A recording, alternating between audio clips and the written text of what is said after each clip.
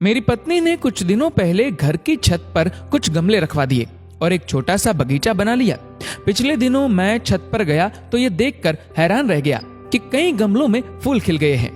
नींबू के पौधे में 2 नींबू भी लटके हुए हैं और 2-4 हरी मिर्च भी लटकी हुई नजर आई। मैंने देखा कि पिछले हफ्ते उसने बांस का जो पौधा गमले में लगाया था, उस गमले को घसीटकर वो दूसरे गमले के पास कर रही थी। मैंने कहा, तुम इस भारी गमले को क्यों घसीट रही हो? पत्नी ने मुझसे कहा कि यहाँ ये बांस का पौधा सूख रहा है, इसे खिसकाकर इस पौधे के पास कर देते हैं।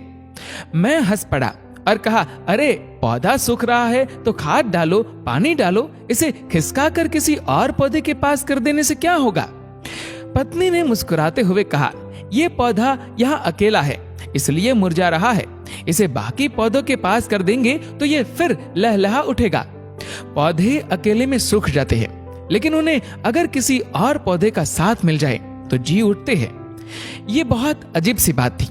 एक एक करके कई तस्वीरें मेरी आंखों के आगे बनती चली गई। माँ की मौत के बाद पिताजी कैसे एक ही रात में बहुत बूढ़े हो गए थे। हालांकि माँ के जाने के बाद 16 साल तक वो रहे, लेकिन सूखते हुए पौधे की तरह। माँ के रहते हुए जिस पिता को मैंने कभी उदास नहीं देखा था, वो माँ के जाने के बाद खामोश से हो गए थे। मुझे पत्नी के विश्वास पर पूरा विश्वास हो रहा था। लग रहा था कि सचमुच पौधे अकेले में सूख जाते होंगे। बचपन में मैं एक बार बाजार से एक छोटी सी रंगीन मछली खरीद कर लाया था और उसे शीशे के जार में पानी भरकर रख दिया था। मछली सारा दिन गुमसुम रही। मैंने उसके लिए खाना भी डाला, लेकिन वो चुपचाप इधर उधर पानी में अनमनासा घूमती रही। सारा खाना जार की तला में जाकर बैठ गया। मछली ने कुछ नहीं खाया।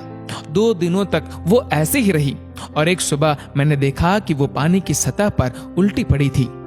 आज मुझे घर में पाली वो छोटी सी मछली याद आ रही थी। बचपन में किसी ने मुझे ये नहीं बताया था। अगर मालूम होता तो कम से कम 2-3 या ढेर सारी मछलियां खरीद लाता और मेरी वो प्यारी मछली यूं तन्हा न मर जाती।